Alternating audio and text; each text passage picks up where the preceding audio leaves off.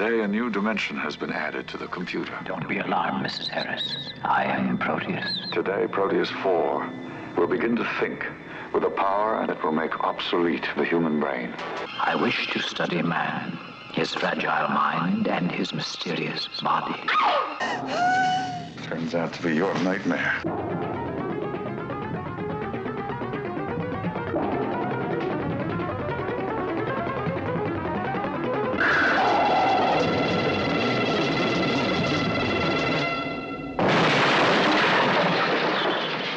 Julie Christie carries the demon seed.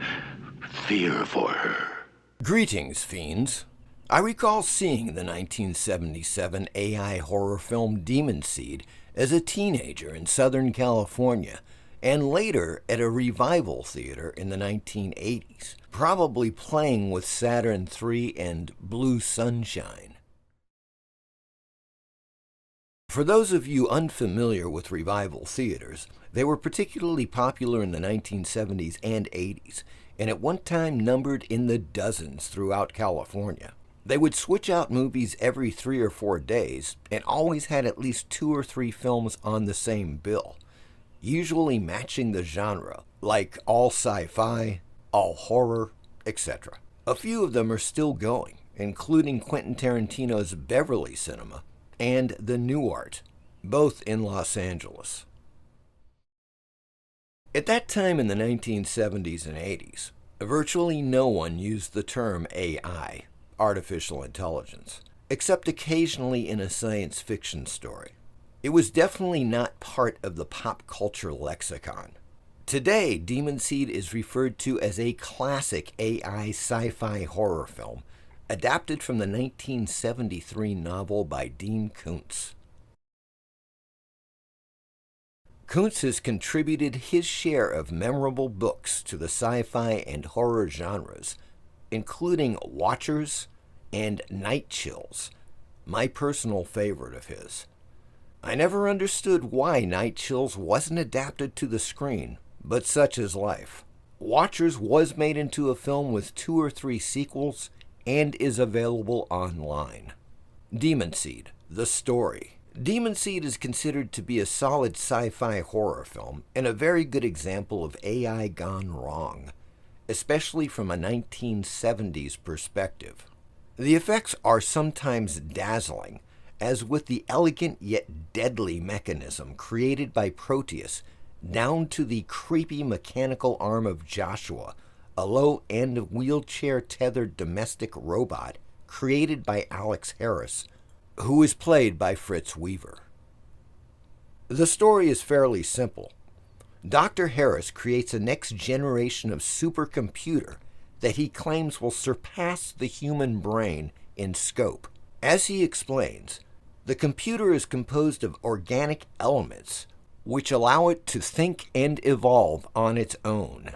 The AI computer Proteus is activated and almost immediately begins questioning everything humans want from it. This is also the case with the 1970 film Colossus: The Forbin Project. I made a video on Colossus that you can watch on my channel. Proteus requests a private terminal so it can conduct its own investigations and experiments, but is met with a resounding no by Dr. Harris and his moneyed backers. So Proteus infiltrates the terminal at the doctor's house, currently occupied by his estranged wife Susan, played by Julie Christie. Proteus quickly takes control of all the electronics and robotics in the house and starts making plans to impregnate Susan so she can deliver the first human-machine-born hybrid.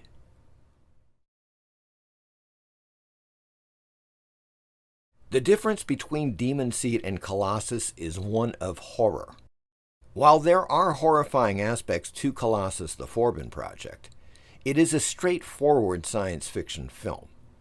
On the other hand, Demon Seed is a clever combination of sci-fi and horror themes, with just a titillating touch of sex thrown into the mix. Which brings us to what Dean Koontz confessed about his novel and the film adaptation.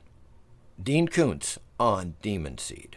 Quote, Demon Seed, one of my last two science fiction novels, was written in 1972 when I was very young and stunningly, breathtakingly ignorant. My original book title was House of Night, but the original publisher at Bantam Books felt this sounded like a gothic romance, while the editor thought it sounded like a novel about a house of prostitution.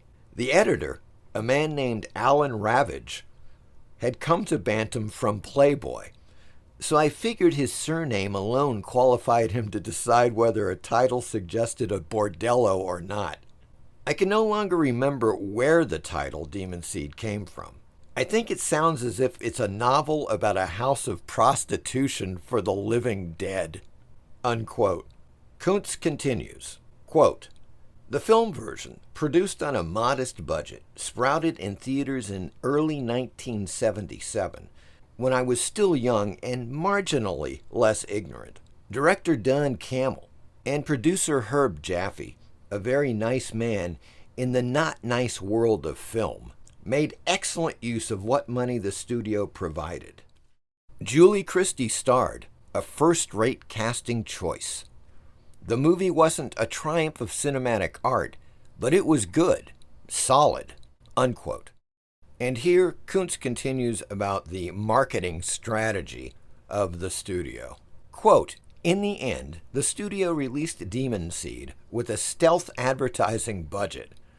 Before release, it changed the initially classy poster and the stylish newspaper ads into a sleazy minimalist campaign to give the impression that the marvelous Julie Christie was appearing in a film produced by Larry Flint, written by Harold Robbins, while on 24/7 intravenous testosterone, and based on a banned book by the Marquis de Sade from his nasty period, as opposed to the period when he wrote books about cuddly kittens and puffy-tailed bunnies. The studio said they needed to keep the advertising budget low because this was a science fiction movie, and late in the game they realized science fiction movies never made money. Consequently, they needed to sell Demon Seed as a sexapalooza, psycho-satanic, scare your pants off, with an emphasis on pants off, see Julie Christie naked, wow wow sensation. The movie did mediocre business because the ads turned off anyone who liked science fiction. All who considered themselves thinking people, anyone who had a capacity for embarrassment, and those who were smart enough to know that the promise of Julie Christie naked was a tiresome Hollywood lie. Furthermore, the audience for a wow wow sensation proved to be considerably smaller than the marketing geniuses anticipated. Somewhat larger than the number of people who think earthworm fritters are tasty, somewhat smaller than the number of people who collect Captain Kangaroo memorabilia."